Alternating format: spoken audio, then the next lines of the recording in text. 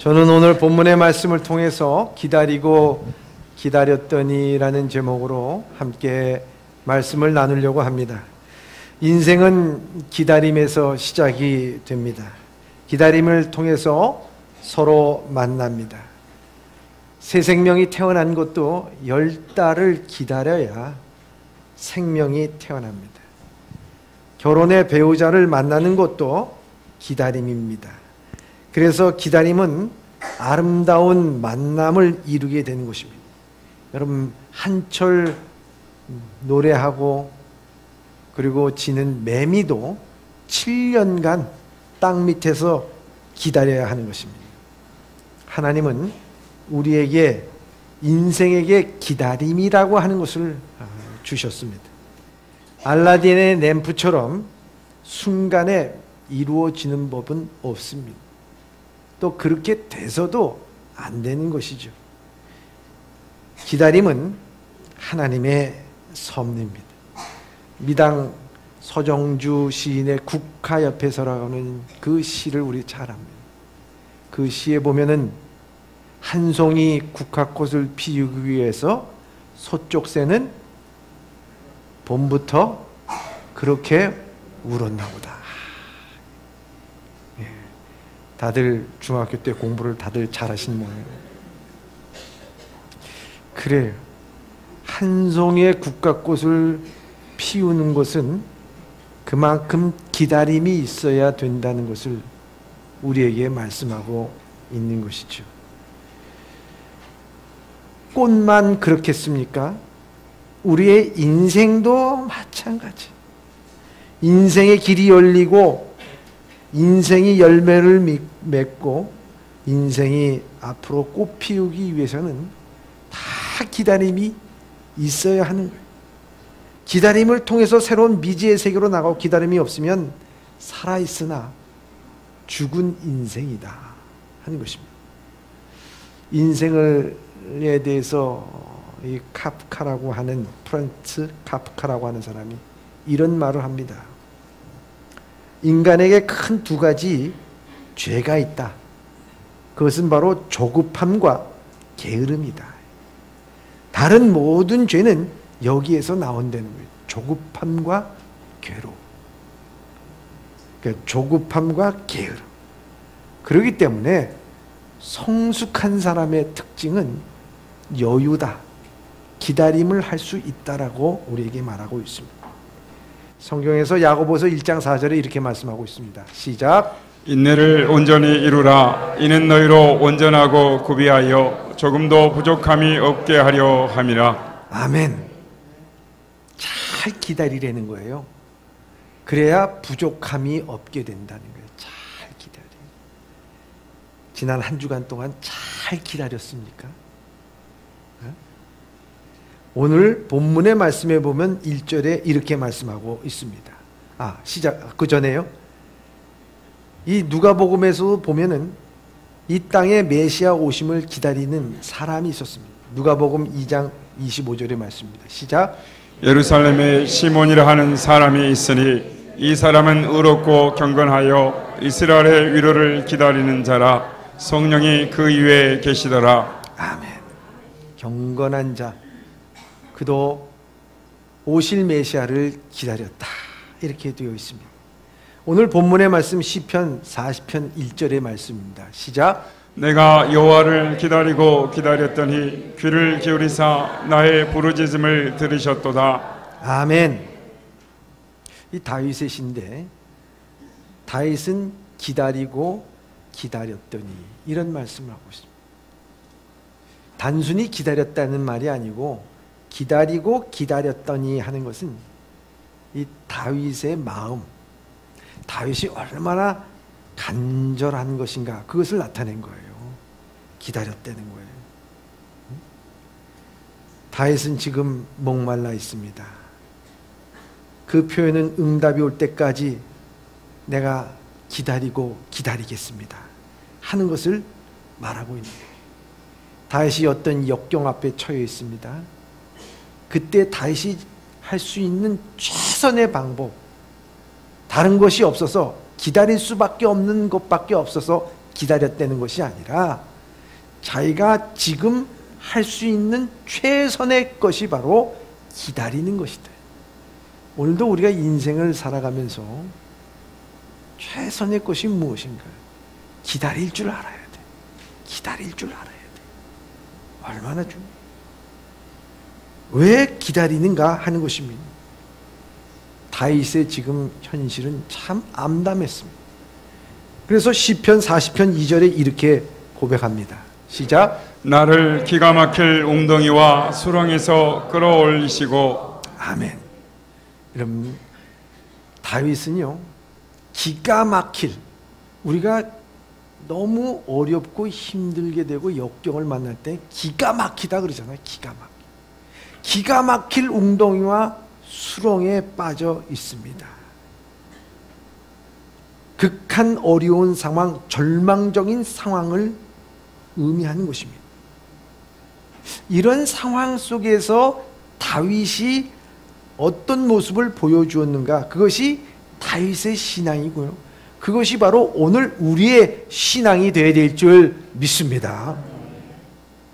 고대사에서는요, 전쟁을 치를 때 적군을 물리치기 위해서 구덩이를 팠답니다. 구덩이를 막 몰려오다가 위장되어 있는 구덩이에 푹 빠지게 되면요, 헤어나올 수가 없는 거예요.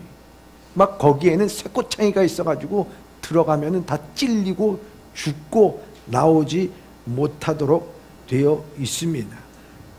그렇기 때문에 이 웅덩이 수렁이라고 하는 것은 매우 위험한 곳이고, 이것이 오늘 본문의 말씀에서 시적으로 표현된 거예요. 어떻게 보면 다윗은 심리적으로나 육체적으로나 영적으로나 기가 막힌 웅덩이와 수렁에 자기 자신이 빠져 있다고 하는 것을 볼 수가 있습니다. 우리가 물리적으로도 인생의 감옥에 가 있을 때 이것도 우리에게는 기가 막힌 웅덩이에요. 물질적으로도 여러 가지로 막혀서 힘들고 어려울 때도 인생에 보면 기가 막힌 웅덩이라고 볼 수가 있습니다. 정신적으로도 사람들에게 왕따 당하고요, 무시당하고, 그래서 내 인생 가운데 나를 도울 사람이 아무도 없다고 생각할 때도 기가 막힌 웅덩이와 수렁이라고 볼 수가 있습니다. 여러분, 우리 인생에 이 기가 막힌 웅덩이, 수렁이 왜 없겠습니까? 도초에 널려 있는 게 이 기가 막힌 웅덩이와 수렁이라는 거예요. 성경상에서도요, 여기 빠진 사람 많습니다. 신앙이 뭐 위대하다고, 신앙이 좋고 믿음이 좋다고 해서 하나님께 함께 하신다고 해서 기가 막힌 웅덩이가 없는 게 아니에요. 그런 사람일수록 더욱더 기가 막힌 웅덩이와 수렁이 있는 거예요. 여러분, 빠지는 게 중요한 것이 아니라 거기에서 우리가 어떻게 해야 되느냐가 중요한 거죠. 요셉도 기가 막힌 그 웅덩이에 빠져서 호우적거리다가 하나님께서 그 인생을 주님께서 붙잡아 주셔서 밑바닥에 내려갔을 때 하나님께서는 총리로 세워주시는 것 아니겠습니까? 욥도 그랬습니다. 다윗도 그 인생에 보면은 기가 막힌 웅덩이와 수렁에 빠져 있을 때가 있었어요. 그래서 시편에 보면은 시편 23편에 내가 사망의 음침한 골짜기를 다닐지라도 해를 두려워하지 않는 것은, 이 사망의 음침한 골짜기를 지난다는 자체가 그 인생의 기가 막힌 웅덩이라 하는 것입니다. 주님께서도 기가 막힌 웅덩이와 수렁에 빠진 적이 있어요. 사람들이 예수님을 깊은 수렁에 밀어넣습니다. 로마의 권력자과 유대의 종교 지도자들이, 이스라엘 군중들이 힘을 합해서 예수님을 깊은 웅덩이로 몰아넣었어요. 그것이 바로 십자가예요. 십자가. 십자가에서 얼마나 고독한 시간을 보냈는가요. 우리를 위하여 친히 구덩이에 들어가신 거예요. 친히. 우리가 사는 이 세상, 웅덩이와 수렁이 도처에 깔려있어요. 세상은 험악합니다. 그래서 한 번 빠지면 고통을 당하다가 죽을 수밖에 없어요. 살려고 허우적거리다가 오히려 더 깊은 곳에 빠지게 되어 있습니다. 스스로의 힘으로는 일어날 수가 없습니다. 웅덩이와 수렁의 특징은 아무리 힘을 써도 더 깊이 들어간다는 것입니다. 살려고 몸부림치려고 할 수도 더 빠져 들어간다는 거예요. 내 힘으로는 어쩔 수가 없는 상황이라고 하는 거예요. 상황이 아무리 걷어내려고 해도 나를 엄습해 옵니다. 나를 사로잡습니다. 나를 억압합니다. 나를 더 깊은 곳으로 집어넣고 주변을 돌아봐도 나를 건져내 줄 수 있는 소망이 전혀 보이지가 않는다는 거예요. 사랑하는 예보의 성도 여러분, 그런 경험 아마 많이 해보셨으리라 이렇게 생각이 됩니다. 우리가 인생을 살아가는 날 동안 웅덩이와 수렁에 빠진 경험 수없이 많을 것입니다. 웅덩이와 수렁이 우리 주변에 우리의 삶 가운데 끊임없이 다가옵니다. 이런 기가 막힌 상황에서 다윗의 기도의 내용은 다른 것이 아니었습니다. 기다린다는 것입니다. 기다리고 기다렸다는 거예요. 여러분, 기다릴 줄 모르는 것은 신앙이 아닙니다.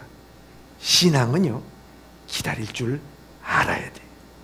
믿음이 좋다는 것은 오래 기다릴 줄 안다는 의미예요. 그래서 여러분, 믿음이 좋은 사람이 뭐 할 수 있다 하시니 그러면서 막 하는 것보다도요, 물론 그거 좋지. 어려움과 시련, 모든 일을 할 때 어려움과 시련이 있어요. 그러나 꾸준히 기다릴 줄 알아요. 하나님께서 건져줄 줄 알고 하나님께서 이루어질 줄 믿고 기다려요.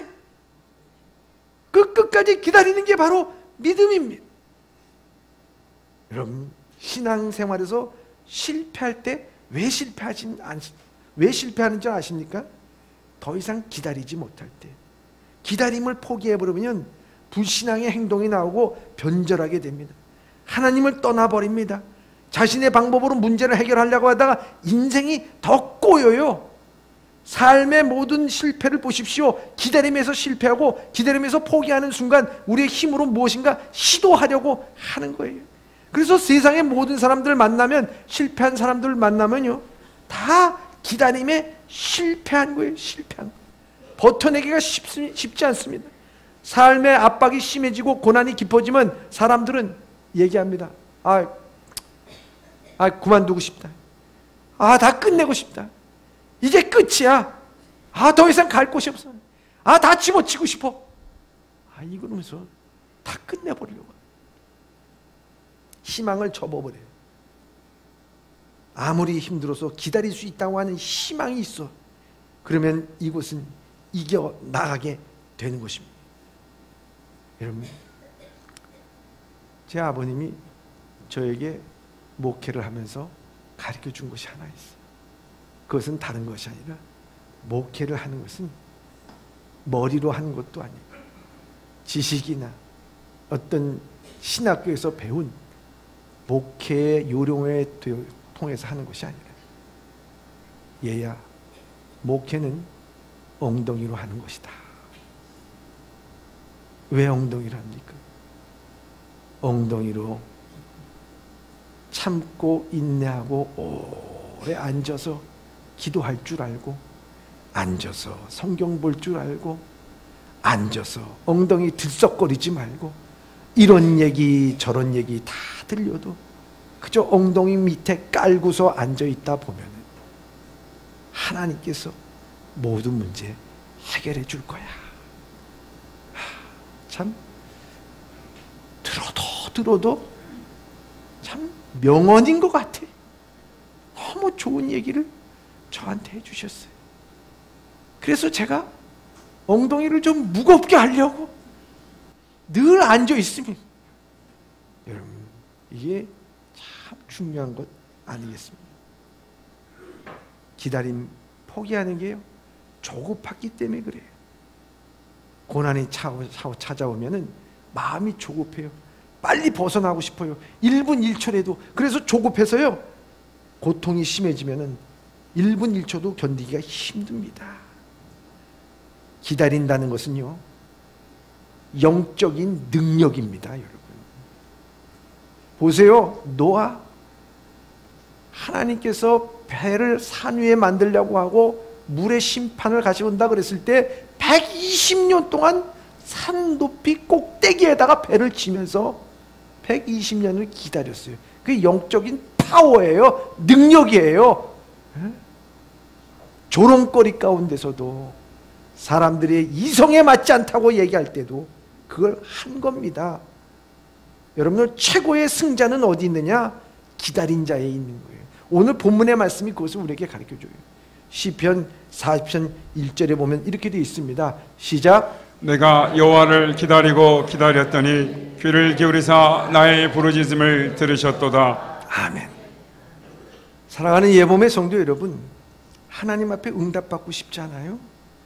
근데 그 응답은 누구의 것이냐? 기다리고 기다렸더니 기다린 자에게 응답은 오게 될 줄 믿습니다. 그럼 중요한 거예요. 그래서 응답은 기다린 자의 것이라고 하는 거예요. 기다리는 자가 정말 강력한 삶을 살 수 있다 하는 것입니다. 여러분, 성도하고요, 이 세상 사람들의 차이가 뭘까 하는 것입니다. 세상 사람들은 수완이 좋아야 됩니다. 수완이 좋은 사람들이요, 세상에는 살아갈 수가 있어요. 세상에 보면 처세술이 밝고 탁월한 사람이 매우 많습니다. 눈치 빨고 또 수완과 능력과 재주와 눈치와 처세에 탁월한 사람, 이런 사람들은 문제를 만나면 막 팔을 걷어붙이고 그 문제를 막 해결하려고 합니다. 그 해결할 때 누구를 믿을까요? 상대방이요? 아닙니다. 권력? 아닙니다. 그 사람들은 자기 자신을 믿어요. 자기 자신의 지식, 경험, 그것으로서 나는 이 문제 해결할 수 있다 생각하지요. 천만의 말씀. 그것 때문에 망하는 거예요. 그것 때문에. 그 세상 사람들은 문제 해결되지 않으면요, 참지 못합니다, 여러분. 그런데 그리스도인들의 모습은 무엇이냐? 문제가 일어나게 되면은 팔을 걷어 붙이는 것이 아니라 오히려 두 손을 모아 하나님 앞에 간구하고 기다립니다. 기다리고 기다렸더니 그 기도의 응답으로서 나를 이 기가 막힌 웅덩이와 수렁에서 이끌어 주시는 하나님이 계신 줄 믿습니다. 여러분, 하나님은 그렇게 역사하는 거예요. 그래서 이 기다림은 수동태지만 가장 강력한 믿음의 행위입니다. 주님께서는 우리에게 응답하여 주시는데 늦게도 아니하시고 또 일찍 하지도 아니하시고 하나님의 맞는 때에 정확한 타이밍에 1분 1초도 틀리지 않고 우리에게 역사하시는 하나님인 줄 믿습니다. 여러분, 사울하고 다윗의 차이가 뭔 줄 아십니까? 여러분, 사울이라고 하는 사람, 참 이스라엘 백성 가운데서도 어깨 하나가 위라 될 정도로 준수한 사람이었어요. 외모적으로나 모두가 다 갖춰진 사람이었어요. 그런데 다윗은 그렇지 못한 사람이었어요. 그런데 그 마지막을 보니까요, 사울은 비참해서 전쟁에서 그와 그 아들이 다 죽었어요. 그러나 다윗은요, 하나님께서 들어서 성군이 돼서 마지막까지 그 침상에서 하나님이 부르실 때까지 안전하게 살다가 세상을 떠난 사람입니다. 여러분, 이 두 사람의 차이가 뭘까요? 다른 것 아닙니다. 똑똑한 거, 준수한 거, 뭐한 거? 여러분, 절대 성공과 실패의 차이는요, 이 사울과 다윗의 차이는요, 기다림의 차이. 사울은요, 블레셋 군대가 쳐들어왔을 때 조급하여서 빨리 제사를 지내야 되는데 사무엘이 오지 않아서 자기가 먼저 제사를 드렸어요. 조급하니까 막. 그러니까 사무엘이 와가지고 어떻게 했습니까? 당신은 참 하나님 앞에서 망령된 일을 행했다. 망령된 일을 행하게 됩니다. 그것뿐만이 아니라 그 마음에 시기와 질투가 불타서 다윗을 잡아 죽이려고 10년 동안 쫓아다녔어요. 그래서 나라의 정치도 엉망진창이 다 돼버리고 말았습니다. 그리고 난 다음에 어떻게 됐습니까? 결국 그는 블레셋 전쟁에서 칼에 맞아 죽지 않습니까? 자기 아들도 죽고 비참한 최후를 만든다. 다윗은 어땠습니까? 다윗은 목동으로 태어나가지고 사울에 쫓겨가면서 10년 동안 광야의 삶을 살았어요. 그리고 그는 2번씩이나 사울을 죽일 수 있는 그 자리에 있었음에도 불구하고 내가 어떻게 하나님의 기름 부은 종에 대해서 손을 댈 수가 있냐, 이건 하나님 앞에 맡겨야 된다고 하고 기다렸습니다. 고난에 기다렸습니다. 어려움에 기가 막힌 웅덩이와 수렁에서 그는 기다렸습니다. 그러자 하나님께서 그를 들어서 헤브론의 왕으로 삼아주시고 7년 동안 또 기다리니까 이스라엘의 성군으로 그를 세워주시고, 그를 통해서 주님께서는 말씀하신 것이, 야, 내 마음에 합한 자다, 내 마음에 합한 자다, 그런 말씀을 해주셨어요. 얼마나 귀한. 영화를 보면요, 시나리오라는 말이 있습니다. 시나리오, 각본이죠, 각본. 그래서 시나리오대로 움직인다는 말이 있습니다. 시나리오대로. 그래서 한 장면 한 장면, 대사 하나하나가 다 시나리오에 나오잖아요. 근데 이런 말을 갖다가 우리 인생에 비교해서 쓰는 말이 있어요. 야, 내 인생 지금 모든 기가 막힌 수렁과 기가 막힌 웅덩이와 수렁에 빠져 있을 때 우리는 내 인생 시나리오의 최악의 시나리오다, 최악의 시나리오다라고 그렇게 얘기할 때가 있습니다. 여러분들의 시나리오는 지금 어떻습니까? 최악의 시나리오입니까? 최상의 시나리오입니까? 그저 그런 시나리오입니까? 어떤 시나리오입니까? 여러분, 오늘날 우리 정치, 경제, 국방, 외교, 안보, 사회 모든 면에 있어서 참 염려되는 일들이 참 많이 일어나고 있습니다. 최악의 시나리오가 나오지 않기를 간절히 바라는 마음입니다. 그런데요, 여러분, 우리가 이 최악의 시나리오가 되지 않는 것, 그것이 무엇인가 하는 것입니다. 여러분, 지금 상황이 최악의 시나리오는 아닐지라도 최악의 현실일지도 모릅니다. 참으로 더 이상 내려갈 곳이 없습니다. 바닥 친 것이 모두가 힘들겠다고 얘기합니다. 그리고요, 최악의 시나리오일 때 사람들은 이렇게 얘기합니다. 죽겠다. 죽겠다. 이렇게 죽겠다 얘기. 근데 가만 생각해 보니까요, 죽겠다라고 말하는 거기에 해답이 있더라고요, 여러분. 거기에 해답이 있어요, 여러분. 모르세요? 거기 해답이 있는 거? 죽겠다. 죽게 있다. 아유, 어려울 때 보니까 문제의 해답은 죽게 있다. 여러분, 죽고 싶을 때 죽게 있다 이렇게 얘기하고 거기서 나와야 돼. 여러분, 우리가 어려울 때 기가 막힌 웅덩이와 수렁에서 죽게 있어 죽게서 우리의 손을 붙들어 줄 줄 믿습니다. 여러분, 그 회복을 기다릴 때 바닥을 칠 때 일어나는 거예요. 여러분, 그때 하나님께서 함께 하는 거예요. 중국의 한 재상이 길을 가다가요, 한 노인이 집 앞에서 어린 감나무를 씹더라는 거예요. 보니까 뭐 살 날이 얼마 남지 않았는데, 그 노인이 씹는 것을 보면서 이상하게 여겨요. 아유, 노인자, 아니 그 나무 언제 길러서 열매를 따잡수시려고 그것을 지금 심습니까? 이렇게 물어보니까 그분이 얘기해요. 그래요. 웃으면서 얘기하기를, 아유, 내가 먹기 위해서 심나요? 내 손자대 열매가 맺힐 희망을 보면서 심는 거지요. 이게 기다림의 태도예요. 이거 기다림의 태도, 희망의 태도입니다. 그 희망을 다하는 사람은요, 오늘도 자기 때의 열매를 맺지 않는다래도 심어요. 심어. 자기 일을 한다고. 스펄전 목사도 내일 주님이 온친다 하더라도 오늘 나는 주에 맡겨진 일들을 감당하겠다, 그렇게 얘기합니다. 여러분, 기다림이 있는 사람들은 그렇게 일을 해요. 여러분, 오늘도 우리 교회에 희망이 있고 소망이 있어요. 우리 자라나는 2세들이 있어요. 앞으로의 이 교회 10대 비전이 있어요. 이 모든 사명을 갖고서요, 여러분, 우리 교회가 건축이 시작이 됐습니다.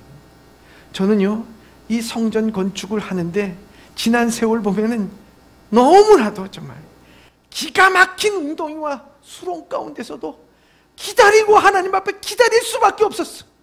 기다리고 기다렸더니 하나님께서 이 모든 웅덩이에서 내 손을, 우리의 교회의 손들을, 성도들의 손을, 우리 예법교회를 이끌어 주신 줄 믿습니다. 얼마나, 여러분, 그걸 통해서 어떻게 됐습니까? 정말 우리 교회, 그 성전을 짓기 위해서 애쓰고 수고하는 분들을 가만 보면, 여기 나이 드신 우리 권사님들, 예? 집사님들, 여러분, 이런 분들이 이거 노년에 내가 병원비 쓰려고 했던 건데 하나님 앞에 바치고 싶어요. 예? 모아놓던 돈 꼬깃꼬깃 해가지고 정성스럽게 그걸 바쳐. 예? 대학생들은 알바해서 그것을 갖다 하나님 앞에 바쳐. 여러분, 이게 하나하나 모여서 하나님의 은혜로서 지어지고 또 진행되고 있는 줄 믿습니다. 여러분들 생각해 보세요. 그분들이 그 교회에 져가지고 거기에서 얼마나 그 교회를 누리면서 살아갈 수 있겠어요? 그냥 보기만 해도, 아니 지금 지어지는 것만 보면서도 그저 기뻐하고 즐거워하고 기도하는 것 아니겠습니까?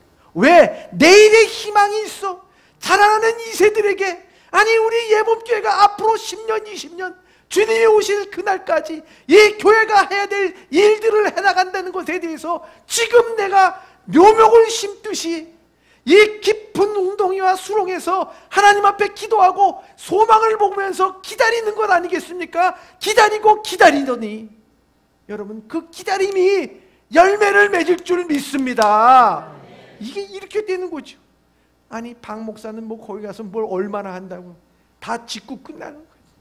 그렇지만은 우리의 후세 2세들 3세들 주님 나라 오기까지 하나님의 열방을 향해서 복음을 전하고 거기에서 교육을 받고 하나님의 은혜 가운데 모든 일들을 해나가기 위해서 어린 감나무를 심듯이 묘목을 심듯이 기다리는 마음으로 그때 가서 열매를 맺기 위해서.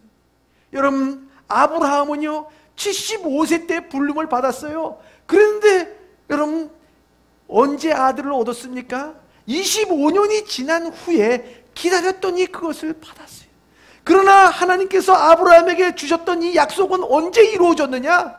400년이 훨씬 지난 후에 하나님께서 그 약속을 이루어 주셨어요. 기다리고 기다렸더니 하나님께서 기다리는 신앙을 통해서 하나님께서 역사하게 된 줄 믿습니다. 여러분, 그렇습니다. 우리는 이 기다림에 하나님의 은혜를 받아야 돼요. 하나님께서 우리가 얼마나 기다릴 수 있는가 점검하십니다. 그러므로 그 과정을 통과해야 됩니다. 우리 세상 사람과 다릅니다. 우리는 막연하게 기다리는 것이 아닙니다. 기다림의 대상이 분명합니다. 우리는 하나님이 기다립니다. 여러분, 기다림도요, 언제까지 기다리고, 우리가 기가 막힌 웅덩이와 이 수렁에서 있을 때 다 끝났다고 생각하고 생명이 끝날 것 같고 세상의 벼랑 끝에 있을 때 더 이상 소망이 없고 완전히 끝난 것 같은 그 지점에서 기다릴 때 그 끝에 하나님께서는 찾아오셔서 우리의 손을 잡아 인도해야 될 줄 믿습니다. 언제까지 기다리느냐? 언제까지 기다려야 됩니까, 여러분? 언제까지? 주님 오신 날까지. 참 좋습니다.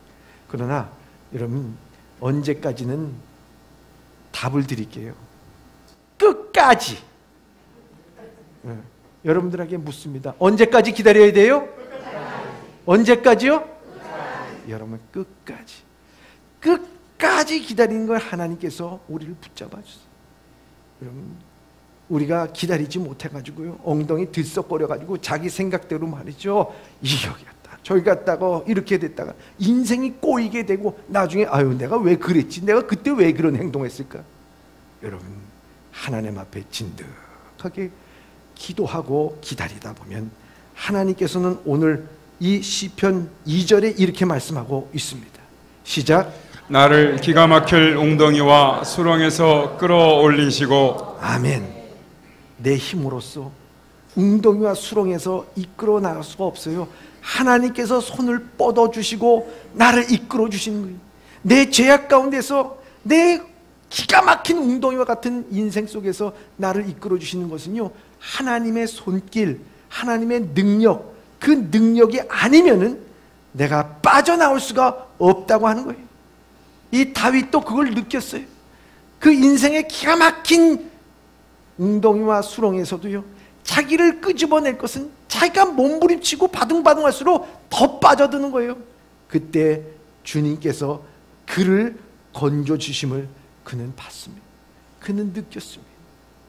여러분, 그렇잖아요. 요셉도 인생의 큰 운동이야 마지막에 감옥소에 가서 인생 바닥에 갔을 때 하나님께서는 그를 이끌어 주셨어요. 다니엘도요, 하나님의 말씀을 믿고 고지 곧대로 살아가려고 애를 쓰고 있다가 그가 사자굴에 들어가서 마지막 바닥 칠 때 하나님께서는 거기에서 그를 이끌어 주신 줄 믿습니다. 이게 참 중요해요. 하나님께서는 그 웅동에서 건져 주셨어요. 얼마나 하나님의 은혜인지 모른다 하는 거예요. 그렇기 때문에 오늘도 우리가 기가 막힌 웅덩이와 수렁에 있을 때 내 스스로 힘으로 되는 것이 아니라 분명히 그를 이끌어내시고 다윗과 같이 나를 이끌어 주시고. 요즘에 신문을 보니까 모 야당 대표가 8일 동안을 이렇게 금식을 하시고 정신을 잃었어요. 정말 물만 먹고 금식을 했다 이렇게.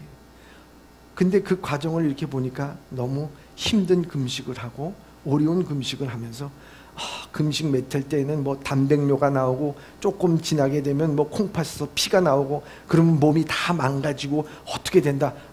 그런 일들이 이 기사를 보면서 난 정말 하나님의 은혜구나 그 생각을 하게 됐어요. 왜냐하면요, 저도 기가 막힌 웅덩이와 수렁에 있을 때가 있었습니다. 그때 하나님 앞에 금식 기도를 했잖아요. 20일 금식 기도를 했어요. 20일 금식 기도하는데 정말 그때 물만 마셨어요. 저도 물만 마셨어. 근데 제가 보니까요, 그때 무슨 제가 단백뇨가 나오는지를 알았어요? 몰랐어. 에? 뭐 콩팥에 이상이 생기고 간에 이상이 생기고 막 그런. 난 20일을 하는 가운데 야, 이게 뭐 이런 일들이 다. 생각해 보니까요, 20일 동안 하나님께서 지키지 않았으면은 저는요, 내 몸 무슨 병원 가서 체크업을 해보고 그렇게 20일 한 것도 아니에요. 그냥 무식하게 물만 마셔가면서, 그것도 일을 해가면서 그렇게 하다 보니까 내 몸에 대해서 어떻게 변화가 일어났는지 어떤 상황인지 전혀 모르고 그냥 주여 이 모든 기가 막힌 웅덩이와 수렁에서 나를 건져 주시옵소서. 그러면서 그냥 금식 20일 동안 한 거예요. 내가 보니까 아주 무식하게 금식 기도했더라고요. 그런데요, 그렇게 했지만은 하나님께서 오늘날 나를 그 깊은 기가 막힌 웅덩이에서 끌어내시고 그 수렁에서 나를 끌어내가지고 오늘 이 예범교회라고 하는 반석 위에 든든하게 세워진 줄 믿습니다. 그런 걸 생각할 때마다 얼마나 기쁘고 얼마나 감사한지. 여러분 마찬가지예요.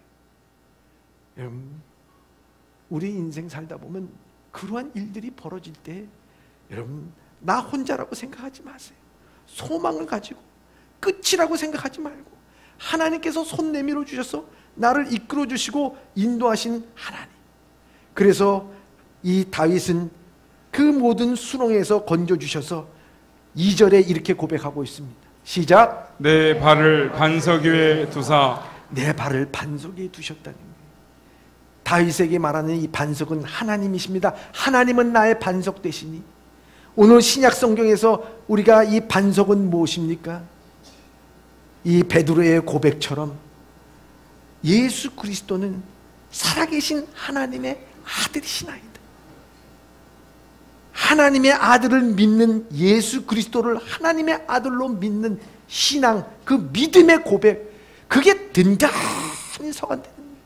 그래서요, 기가 막힌 수렁과 웅덩이에서도요, 기다릴 줄 알고 하나님 앞에 기도하고 하나님의 손을 붙잡고 거기에서 나오게 되면요, 그 신앙이요, 믿음 위에 든든히, 반석에 든든히 서가는 신앙이 반드시 되어져 간다 하는 것을 여러분들 믿으시길 바랍니다. 그렇기 때문에 신앙은요, 반석에 서는 것은 다른 게 아니에요. 기다릴 줄 알고 기다려 본 사람, 그래서 끝까지 숨이 넘어갈 때까지 기다려보고 하나님께서 역사하신 것을 바라봤을 때 그때 신앙이 든든히 서가는 거예요. 뭘 많이 배웠다고 해서 지식이 있다고 해서 절대로 아니에요. 말로만 한다고 해서 그거 아니에요. 여러분, 우리 교회 건축하는 과정이요, 진짜 기가 막힌 거예요. 한 치 앞을 내다볼 수가 없어요. 그런데 이 모든 것들이 때마다 하나님께서 역사하여 주시고 이끌어 주시는 모든 것을 보면서요, 이건 하나님의 역사가 아니면 도저히 일어날 수 없는 것이다. 그러니 반석에 설 수밖에 없는 우리 교회가 든든한 반석에 서는 교회가 될 줄 믿습니다. 이렇게 됐을 때 나오는 것이 뭐냐? 3절에 이렇게 말씀하고 있습니다. 시작. 새 노래 곧 우리 하나님께 올릴 찬송을 내 입에 두셨으니 많은 사람이 보고 두려워하여 여호와를 의지하리로다. 아멘. 새 노래 곧 우리 하나님께 올릴 찬송을 내 입에 두셨으니. 여러분, 새 노래라는 게 뭘까요? 새롭게 작곡한 노래, 세상에 알려지지 않는 처음 만든 노래가 새 노래가 아닙니다. 여러분들, 우리가 세상의 노래는, 새 노래는 작곡을 해가지고요, 그래서 새롭게 발표한 노래를 우리는 새 노래라고 얘기합니다. 근데 그건 새 노래가 아니에요. 여기 새 노래라고 하는 것은 다른 것이 아니라 이 노래의 대상이 누구냐? 여호와 하나님 아버지, 하나님. 내가 기다리고 기다린 가운데서 응답하여 주시고 나를 그 기가 막힌 웅덩이와 수렁에서 나를 이끌어 주신 하나님, 그래서 나를 새롭게 하여 주시고 하나님의 은혜를 경험한 자가 하나님을 향해서 부르는 노래가 새 노래인 줄 믿습니다. 여러분, 그래서요, 오늘 성도들은 늘 그렇기 때문에 이 기다린 자들에게 있어서는 입술로서 찬양할 때 새 노래를 찬양해야 돼. 이 새 노래가 뭐냐? 날마다 나를 이와 같은 기가 막힌 웅덩이와 수렁에서 나를 건져주시고 죄에서 구원해 주신 주의 은혜를 생각할 때마다 날마다 그게 새로워. 그러니까 찬송가 한 장을 구주 예수 지함을 그걸 100번 불러도 새 노래인 줄 믿습니다. 그게 우리 가운데 있어요. 그 신앙이 그 가운데 있어야 돼. 그 가운데 있어야 돼. 생각할 때마다 너무 좋아. 하나님께서 나를 새롭게 하여 주시고 죄 가운데 구원해 주신 그 은혜를 생각할 때마다 내 영혼이 새롭게 되고 내 노래가 새롭게 될 때마다, 그 새 노래를 찬양할 때마다 세상은 두려워할 수밖에 없다 하는 것을 우리에게 말씀하고 있습니다. 여러분, 모세는요, 궁중에서 40년, 광야에서 40년, 도합 80년을 기다린 가운데 하나님께서 그를, 이스라엘 백성들을 인도자로 삼아주셨어요. 야곱은요, 라헬이라고 한 여인을 자기 아내로 삼기 위해서 14년 동안 정말 노예 같은 생활을 했습니다. 여러분, 요셉은요 13년 동안 구렁텅이에서 지내다가 그 자기의 형제들을 만나고 재상이 된 것을 볼 수가 있습니다. 하나님께서는요, 기다리고 있는 자에게, 그러나 소망을 잃지 않고 주님을 향해서, 주님이여 내가 기다리고 기다렸더니 그 기도에 응답을 하시고 나를 이끌어 주시는 주님, 나를 반석 위에 내 발을 두시기 위한 주님, 그래서 그 기다림을 통해서 내 믿음이 견고해질 때 우리의 입술로서 늘 새 노래를 찬양하면서 하나님 앞에 영광 돌리고 그래서 다시 오실 메시아를 기다리는, 오늘도 절망하지 않고 낙심하지 않고 끝이다라고 말하지 않고 오늘도 기다리며 주의 응답을 바라면서 승리하는 우리 예범의 성도들이 다 되시길 주님의 이름으로 축원합니다.